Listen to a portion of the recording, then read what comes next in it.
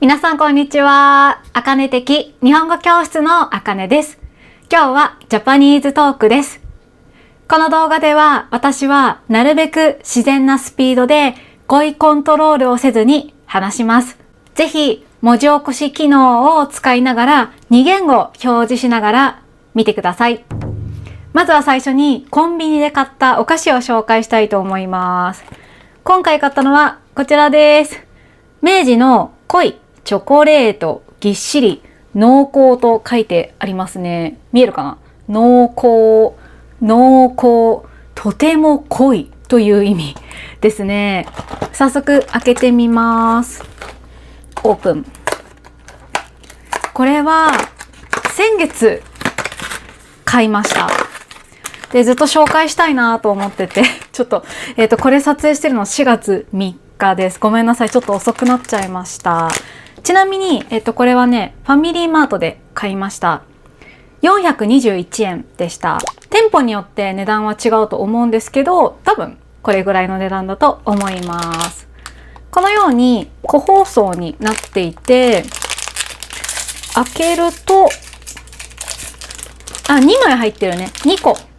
入ってます。このように抹茶のチョコレートがサンドされています。挟まっています。では、いただきます。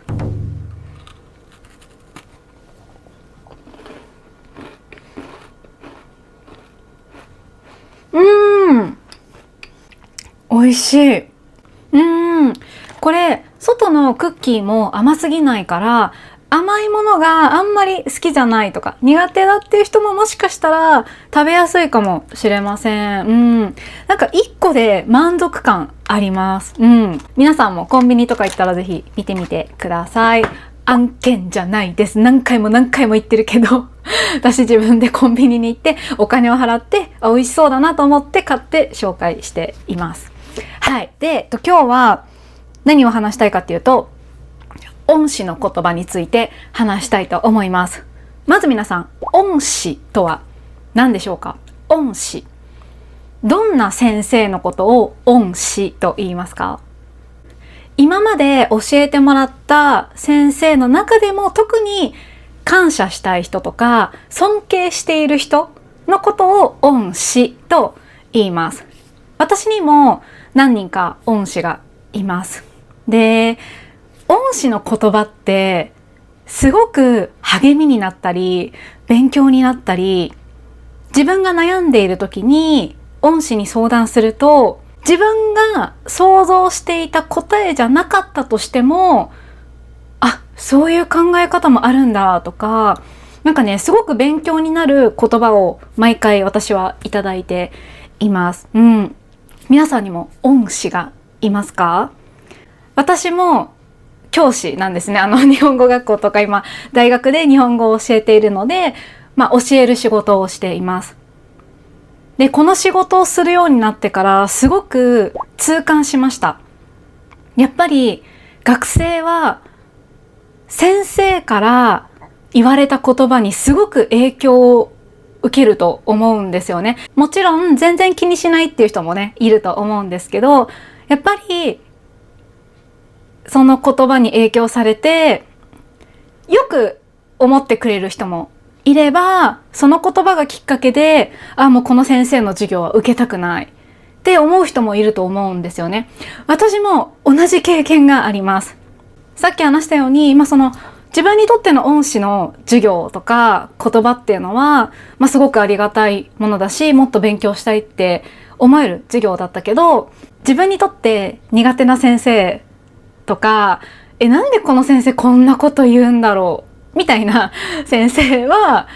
やっぱ自分から近づきたくないなって思うから、授業を受ける側の気持ちもわかるし、教える側の気持ちもわかるんですね。で、私今年2冊出版するんですけど、その2冊目の本をYouTube でね、皆さんにお知らせした後にすぐに恩師2人に今年2冊目の本を出しますよっていう連絡をしたんですね。で、その時に私が書いたのが、今年は本当に忙しくさせてもらいました。ですが、何々先生のように論文を何本も書かれていたり、何冊もの書籍に関わっている方は、どのように時間を作っているのでしょうか。私はもうこの1年でコリゴリです。って書いたんですね。コリゴリっていうのは、もう二度とやりたくないっていう気持ちです。もう、うんざりだ。みたいな意味です。でもまたチャンスがあれば、そのチャンスにきっと飛びつくのだと思いますって書いて送ったんですね。そう、私フリーランサーだから、やっぱり、今回の仕事もすごく大変だったけど、でも、チャンスをいただけるっていうのはすごくありがたいことだから、今はもう二度とやりたくないって思うけど、こんな2冊も出して本当に大変だったけど、でもまたチャンスがあれば、飛びつく、すぐにやるって、言うんだと思うんですっていう LINE をね、送ったの。そしたら、その先生は、それは貴重な経験でしたね。少し休んだら、また新しいことを考えてはいかがでしょうか。我々は論文は仕事ですしね。っていう返信を先生がしてくれました。で、これ見た時に、自分の中でスッてなんて言えばいいんだろう。すぐに、納得できたというか、今までもう大変だったみたいな気持ちがずっと続いてたんだけど、この先生の、論文は仕事ですしねっていう一言を見て、そうだなって思ったんですよ。私この YouTube もそうだし、本を書くこともそうだし、趣味じゃないんですよね。仕事なんです。ということは、仕事というのは嫌だったとしてもやらなきゃいけないこともたくさんありますよね。皆さん多分経験してる人多いと思うんですけど、今日仕事やりたくないな、会社に行きたくないなって思っても皆さん行くと思うんですよね。そう。そう思った時に、そうだな、そうだ、これ私仕事だって思ったら、その後一切もうやりたくないなみたいな気持ちはなくなりました。だからやっぱり先生、恩師の言葉ってすごいなって思いましたね。でもここでやっぱりこの先生がいいなって思うのは、少し休んだらっていう言葉を入れてくれてますよね。もっと頑張った方がいいですよとか、もうそんな休んでる暇ないですよとか、私の方が大変ですよって言うんじゃなくて、私のこともちゃんと気遣ってくれて、まずは休んでね。で、休んだらまた新しいことを考えたらどうですかっていう提案をしてくれてるんです。そこがすごく私にとってはいいなって思うポイントですね。だってこの先生の方がもう私の何十倍も忙しいんですよ。大学で授業もして、論文も書いて、発表もして、その発表ってその自分の大学だけでやるわけじゃないから、いろんなとこに行って発表しなきゃいけないし、で本も書いてるし、みんなどうやって時間作ってるんだろうって思うぐらい本当に忙しい先生方がたくさんいるんですよね。だから私なんてもう本当にまだまだなんですよ。こうやってね、いつも忙しいの嫌だとか忙しくて大変だって動画で言ってるけど、本当に私はまだまだもう本当にまだまだなんですね。そうで、もう一人の先生にも連絡をしました。この先生は私が大学院の時に教えてくれていた先生で、私の大学の先生じゃなくて他校の大学の先生で教えに来てくれていた先生です。この先生も論文たくさん出してますし、本もたくさん出してる先生なので、どうやってね時間作ってるんですかっていう質問をメールでしました。で、そしたらやっぱね、この先生もできる時はどんどんチャレンジした方がいいと思います。これからもぜひ頑張ってください。ただ無理がたたることもあるので、健康にはどうか気をつけてくださいっていう返信をしてくれました。この先生もチャレンジできるならした方がいいと思うけど、健康には気をつけてねっていう最後、やっぱりちゃんと気を使ってくれてるんですよね。そう。だから私の背中を押してくれてるし、健康のことにも気を使って心配してくれてるっていう言葉が多分私が一番欲しかった言葉だと思うんですよね。その先生方って自分の教え子に頑張ってほしいっていうのはみんな同じだと思うんですよね。私もそうです。今まで教えてきた学生さんとか生徒さんっていうのはもちろん健康でいてほしい。これは一番の願いです。でも頑張れるなら頑張ってほしいなっていう思いは常にあるので、やっぱり先生ってそういう考え方の人が多いのかなって思いました。でね、ちょっと私の経験も話したいと思います。ずっと前の話ですよ。ずっと前の話ね。学校で教えている時にある学生が毎回寝ていました。で、何回か注意しますよね。起きてくださいとかね、今これやりますよとか起こすんだけど、やっぱり寝てしまうのね。で、最初は体調が悪いのかなと思って、体調悪いですかとか、大丈夫ですかって聞くんだけど、全然大丈夫ですって言って、また寝てしまう学生がいました。で、なんで寝ちゃうのかなって考えた時に、やっぱいろんな理由があるんですけど、私が最初、まず初めに思うのは、私の授業がつまらないから寝てるって、私はまず一番それを先に考えます。で、自分に改善できるところがないか考えます。学生に聞くね。この授業つまらないとか聞きます。本当に直接聞きます。で、つまらないって言われたら、分かった。じゃあ何がつまらないって聞けたら聞きます。その学生次第ですよね。何にも言わない学生もいるし、一つのクラスに20人くらいの学生がいるから、全員に対して聞くことはできないんだけど、でも特に毎回寝てる学生がいたら、やっぱりどうしてかなって気になるから、私は聞くことが多いんですね。で、その時の学生は、授業がつまらないんじゃなくて、実は私は深夜のバイトをやっているって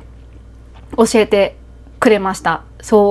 で、深夜のバイトを6時間くらいやってから、いつも私の授業に参加してるっていうことを教えてくれたんですね。でも私は、もう本当にすごいなって思いました。だって自分が例えば深夜12時から6時まで朝働いて、でその後8時から学校に行くなんて私はできないから、まずはその学生を褒めたのね。そうだったんだねって。夜も働いて頑張って学校に来て、寝ちゃってるかもしれないけど、でもちゃんと出席してるんだねって、それはすごいことですよっていう話をしたのね。でもそしたら、その学生の態度が次の週から変わりました。授業中寝ないでちゃんと授業を受けるようになりました。で、すごくびっくりしたんですよね。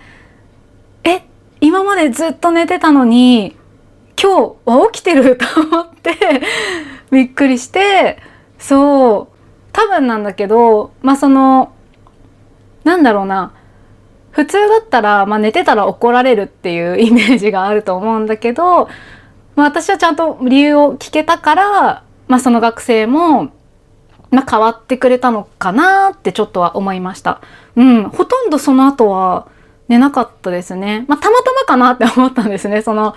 前の週にそういう話をしたから、もう先生に注意されないようにちゃんと起きようって思ったのか、バイトのシフトが変わって、私の授業の日のその前日はバイトがなくなったとか、そういうこともあったかもしれないけど、でもやっぱその時思ったのは、みんないろんなことを抱えてるじゃないですか。特に私が教えている学生たちっていうのは留学生だから、自分の国から日本に来てね、大学に進学するとか専門学校に行くっていう目標があって勉強している学生たちがほとんどなんですね。だから日本の生活になかなか慣れないっていう人もいるし、例えば自分の国で家の問題があったりとかすると心配ですよね。今日何か家の問題があって、じゃあ1時間後に国に帰りますって、やっぱりちょっと難しいですよね。飛行機の時間だってね、3時間とか5時間とか国によってかかるわけだから、何かあった時にすぐに帰れないっていう環境で問題があったりすると落ち着かなかったり、心配で授業に集中できないっていうのは私も理解ができます。だからそういう時に信用して、実はこういう状態だからあんまり授業に集中できませんって言ってもらえるような関係を私は作りたいなって思ってます。でもそれはすごく難しいんだよね。私非常勤だから、その担任の先生じゃないんですよね。もちろん担任の先生にちゃんと話してもらえたらもちろんいいんだけど、でも担任の先生だってね、忙しいし、なかなか時間がなくて、その学生と話せないっていうこともあるかもしれないから、そういう時に1週間に1回だけ会う先生だけど、私がね、そういう先生だけど、でも、そういう、自分の状況とかをちゃんと話してもらえるような先生になりたいなって思っています。だってさ、みんなもそうだと思うけど、私も仕事だけが人生じゃないんですよね。いろんなこともちろんあります。仕事以外のことでいろいろ問題があったりすることもあります。皆さんも同じだと思います。仕事のこと、学校のこと、勉強のこと、家のこと、家庭のこと、友達との人間関係とか、本当に私たちの人生っていろんなことが複雑に毎日毎日絡み合って何か問題が起きたりしますよね。で、そういう時って私もそうだけど、その仕事に集中しなきゃいけないのに、ふとした時にその問題を思い出してしまって、そうだ、まだこれ解決してないとか思ってしまうこともあります。それってみんな同じだと思うんですよね。だから先生だからとか学生だからとかじゃなくて、私はその対等だと思ってるから、先生の方が上とかもないから、その対等な関係でいられるにはどうすればいいかなとか、どういう言葉を言えばいいかなとかっていうのはいつも考えています。それはすごく難しいことで、私は日本語のネイティブスピーカーだし、勉強している人たちは日本語のネイティブスピーカーじゃないから、どういう言葉を使えば分かってもらえるかって考えるのはすごく難しいです。でも分かるんですよ。嫌な言い方とかしたらやっぱり学習者わかるんですよね。だからすごく気をつけなきゃいけないなって、思ってます。何か注意をする時も、その学生のために言ってるっていうことがちゃんと伝わるように言わないと、学生にとっては、あかね先生は私のこと嫌いだからそういうふうに言うんですかって思っちゃうかもしれないですよね。だからそうじゃなくて、あなたは頑張れる人だから私はこう言ってますよっていうのをうまく伝えるにはどうすればいいかっていうのは常日頃考えています。常日頃っていうのはいつもという意味です。学校に通ってる学生たちって教師からの言葉に影響されることが多いと思うんですよね。精神的にも。私はまだまだ経験も足りないし知識も足りないからもっと頑張らなきゃいけないんだけど、いつかは私が尊敬している恩師たちに近づけるように頑張りたいなと思っています。はい。皆さんも先生から言われて心に残っている言葉とか嬉しかった言葉ってありますか？もしよかったらコメントで教えてください。はい、今日の動画はここまでにしたいと思います。また来週の動画でお会いしましょう。バイバイ。